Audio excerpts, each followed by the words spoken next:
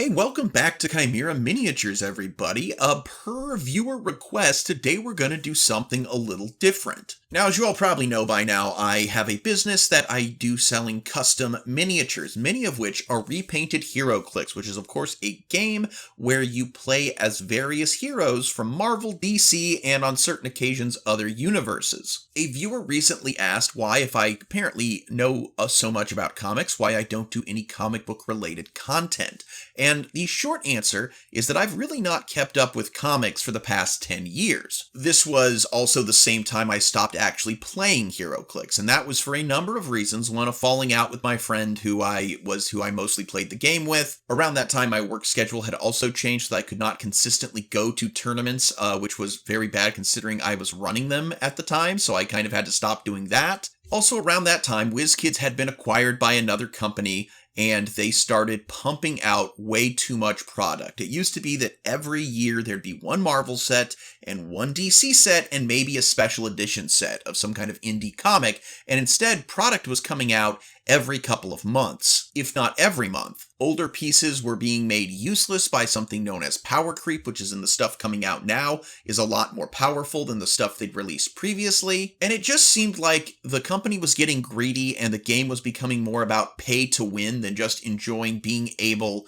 to make a team of your favorite superheroes, whether they ever actually fought side by side or not, and have a battle with another team of superheroes. So what was really fun for me, the fun aspect of the game, was kind of going away, so I did stop playing. So while I don't have a ton of modern knowledge about the current world of comics, I do have decades of older knowledge, because while I read comics for 20 plus years, and I also was not just reading comics from those eras, I was reading ones from previous ones. So I do have a lot of comic knowledge rolling around in my brain, and I can definitely share that with you. Now, one of the things that was really cool about HeroClix at the time is when a new set would come out, there would be the characters you've heard of before, Spider-Man, Superman, Batman, all the big names. But sets would also have characters you'd never heard of, and it would also tell you either on the back of their card what their first appearance was or what one of their important appearances was, and if you were so inclined, which I often was, you could go look up and find those comics and get to know a little bit more about these pieces. Now, you all voted, and the winning vote for the first one of these videos was Obscure Justice League Members, and to illustrate the point about how HeroClix helped introduce people to these lesser-known characters, all 5 entries today are characters that were released in the first ever carded set of DC HeroClix known as Justice League. As I grew up a Marvel fan, I can honestly say that this set was the first time I had heard of any of these characters, and I have in fact read comics featuring them simply because of this HeroClix set. So, without further ado, these are Mr. Sean's top 5 Justice League characters.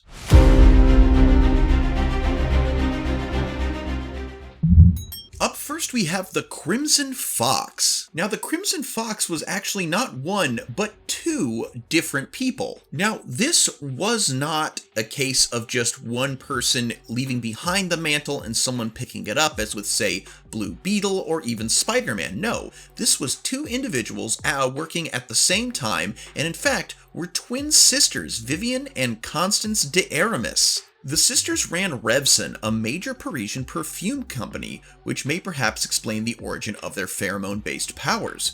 To make their heroic actions easier, they faked Constance's death so that one of them could operate as Crimson Fox, Le Renard Rouge, or La Renard Rousse in French, while the other attended business functions.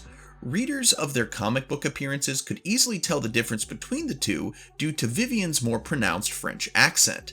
She was also always portrayed as more carefree and outgoing than her sister.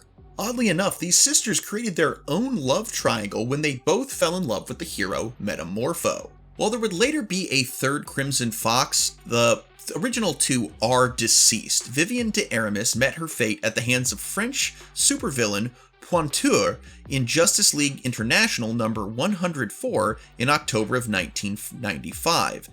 Puanteur died in the same issue, and when Justice League Europe team was reformed as La Fraternité de Justice et Liberté, the team did not know that member Ice Maiden had been surreptitiously replaced by the daughter of supervillain The Mist. This new Mist killed 3 members of the team, including slitting Constance de Aramis's throat in Starman Volume 2, number 38. Now, as to their powers and abilities, the original Crimson Fox twins had superhuman speed and agility and could emit pheromones that simulated intense sexual attraction in men. Their gloves were equipped with deadly steel talons, and after Vivian's death, Constance retreated into her animal persona and developed enhanced senses. Now, while some obscure characters never make it off the printed page, Crimson Fox has managed to actually make a few appearances on television. The character made several non-speaking cameos in the Justice League Unlimited cartoon series, as well as made a live-action appearance on the show Powerless. Now, while the version of Crimson Fox featured on Powerless is unique to that series, originally the first appearance was they were portrayed by Atlin Mitchell in the pilot episode and by Deanna Russo in subsequent episodes. I don't think this was on purpose, but it feels like a fun little nod to the fact that it was actually 2 different people. In my headcanon, they did it on purpose. At number 2, we have Zariel. Now, Zariel was originally a guardian angel who served heaven for millions of years. He willingly falls to Earth to serve humanity as their champion and joins the Justice League. Funnily enough, when they created this character, they wanted to call him Hawkman, but at the time, Hawkman was declared off limits by DC due to there being a lot of issues with Hawkman's convoluted backstory that they kept retconning. Now, Zariel was an angel of the Eagle Host, one of the 4 hosts of heaven, the others being human, bull, and lion. Since the dawn of creation, Zariel served the Presence, aka God, as a guardian angel, protecting the souls of countless women, including Cleopatra, Mona Lisa, and Joan of Arc. He later falls in love with one of his assignments, a woman with a boyfriend from San Francisco.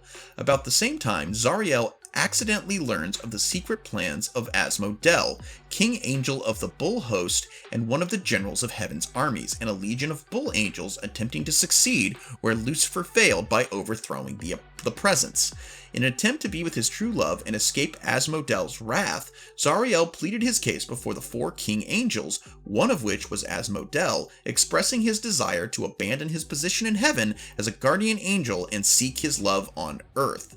The King Angels rejected his notion and sent him spiraling towards Earth in a blaze that captured the attention of Martian Manhunter of the Justice League. His descent resulted in Zariel becoming mortal. Once on Earth, Zariel is attacked by angels sent by Asmodel to prevent him from informing Heaven of his plans. It's at this point he meets the Justice League and they together fight back the angels. Impressed by his actions during the battle, the JLA later invites Zariel to join. Zariel would later reveal himself to the woman he had fallen in love with, but she ultimately decides to reject his advances and stay with her boyfriend. And at this point, Heaven assigns Zariel to be their ambassador to Earth to be a beacon of hope and reassurance. It's at this point that he finally accepts the JLA's offer to join. Zariel would also later be pivotal in turning the soul of Hal Jordan into the new Spectre when he took Jordan's soul from Purgatory to bond with the Spectre, and another way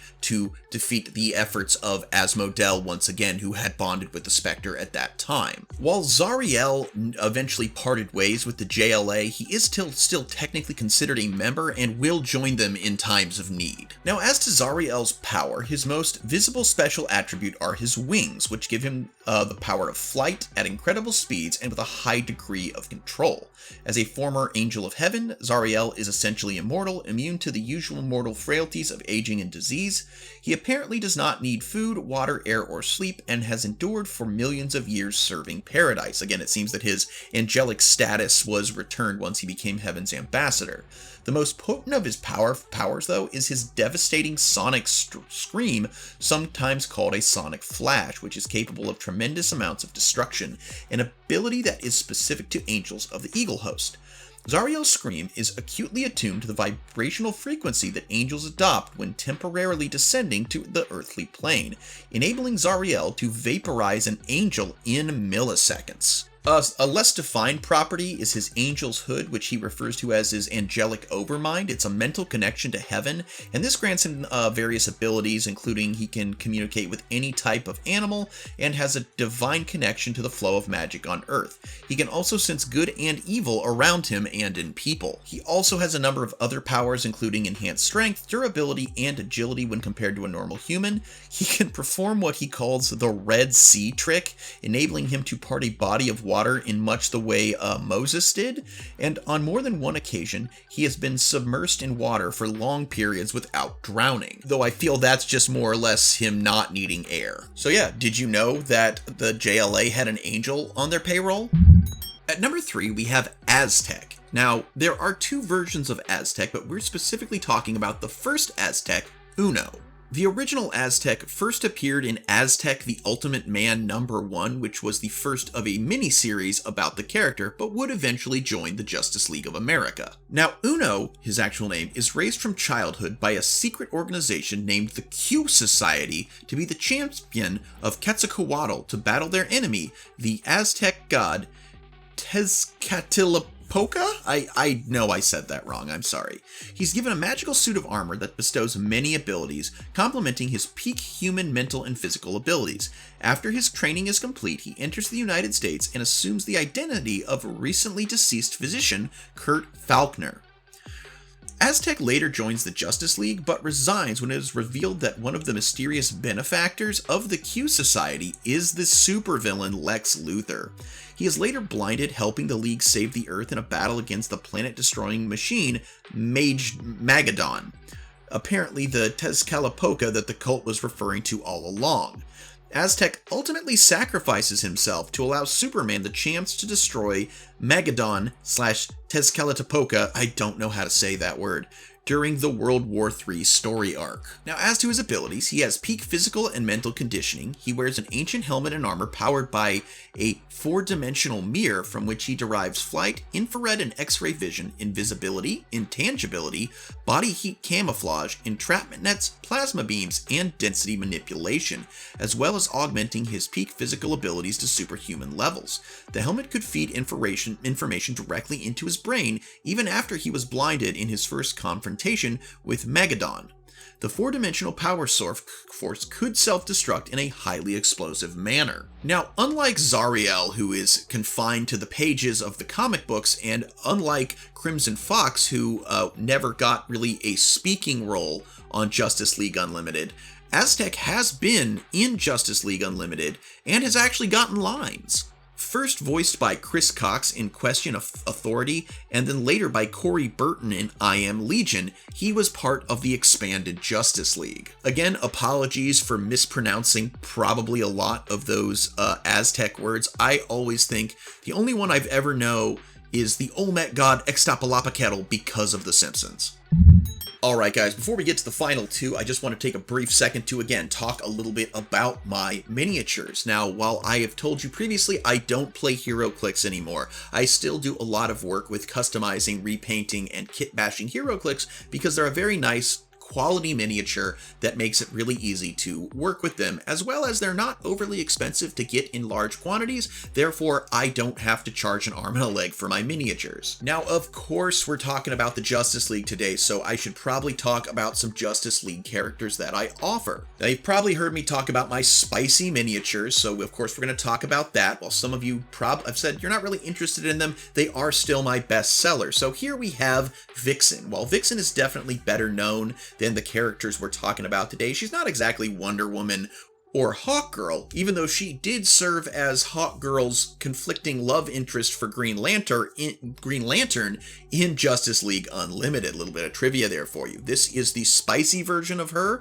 but I do offer miniatures that are not spicy, or in some cases just a little bit spicy. Like here we have a himbo variant of the Flash. Not quite as spicy as the Vixen miniature, but hey, why should we leave the fellas out of feeling a little bit sexy, right? You can see from this image he's got his shorty shorts and his muscles on display. This actually is from the Justice League Unlimited set, so this is the JLU Wally West. And another thing I do with these miniatures is sometimes I do just give them a straight repaint, but I give them kind of a villain repaint. Like, you have Earth 3 in DC Comics where all of the heroes are actually villains, and I like to sometimes give these characters kind of a Earth 3 makeover. And here we have the one we just talked about, Aztec, only he's been reskinned as Olmec and the servant of Extapalapaketl, because again, that's the one Olmec god I know. These pieces can be found on both my eBay and Mercari pages, link in the description. If you'd like to help support the channel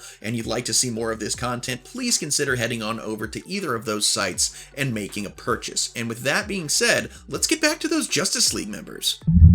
Alright, coming in at number 4, we have Firehawk, specifically the first Firehawk, Lorraine Riley. Now, Lorraine Riley first appeared in The Fury of Firestorm, number 1 of June of 1982. However, her transformation into Firehawk would not happen until The Fury of Firestorm number 17 in 1983. She is the daughter of the United States Senator Walter Riley. She is kidnapped by the villain Multiplex on the orders of Henry Hewitt. Hewitt subjects her to experiments designed to recreate the accident that created Firestorm and Multiplex. Dubbed Firehawk, she is used as a pawn against Firestorm.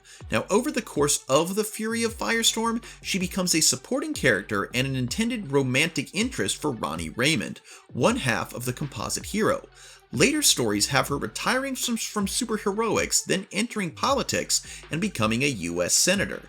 The Raymonds and Firestorm re-enter her life when Ed Raymond asks her to investigate Jason Rush, the new Firestorm. As a result of the investigation, for a short time she becomes Rush's partner in the Firestorm Matrix. Now, her powers include flight, intangibility, and manipulation and projection of heat and radiation. While her tenure on the Justice League was short, she was a member of the team, so it does count. Alright guys, this is going to be the last entry on the list today. If you're still with us and you've been enjoying the content, please like, please comment, and please subscribe if you have not done so already. And our final entry on today's list of top 5 Obscure JLA members is Bueter. Bueter, also known as Alex Harrower, was first introduced in Seven Soldiers, the Bueter number 1 in November of 2005, actually just 2 years before her HeroClix debut, and she is based on an old Fawcett Comics character, Bullet Girl. So, when we're introduced to her, 27-year-old Alex Harrower is married to Lance, a research scientist who has developed a thin metal skin that can bond with collagen, turning tissue indestructibly hard.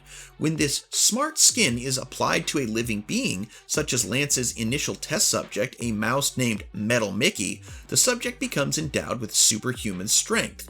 Though the potential military applications are obvious, Lance dreams of using it on himself, modeling a superhero career after World War II superheroes Bullet Man and Bullet Girl. However, after testing it on himself, he begins to suffocate. When he touches Alex, the smart skin bonds to her.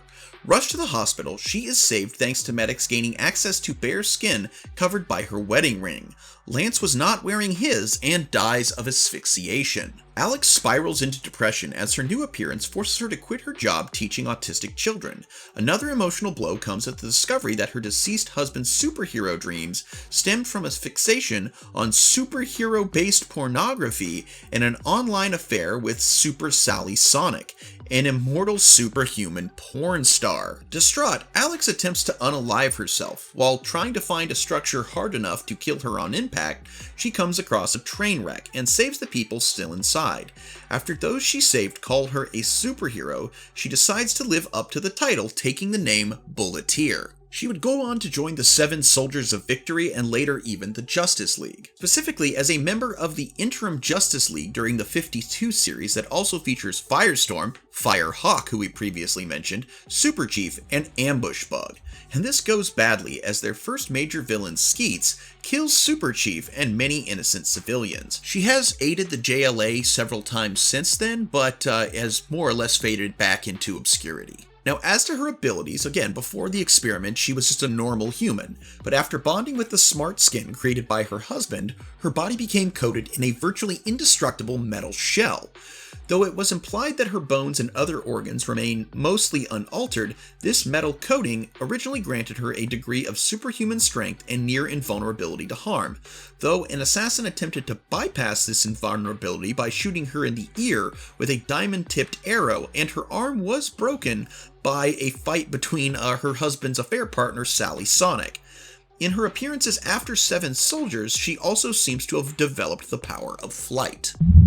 And that's going to be our video, guys. Thank you so much for joining me today. I hope you enjoyed this new style of content. Again, if you haven't already, be sure to like, be sure to comment, and be sure to subscribe. Also, please consider purchasing a mini or even becoming a channel member or Patreon tier supporter. Being on any tier of paid membership on either the channel or Patreon, as low as $1 even, gets you access to all member-exclusive videos for just $1 a month. What a bargain!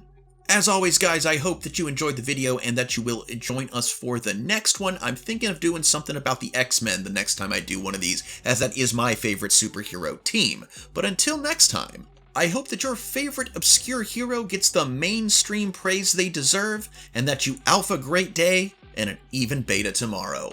Bye-bye!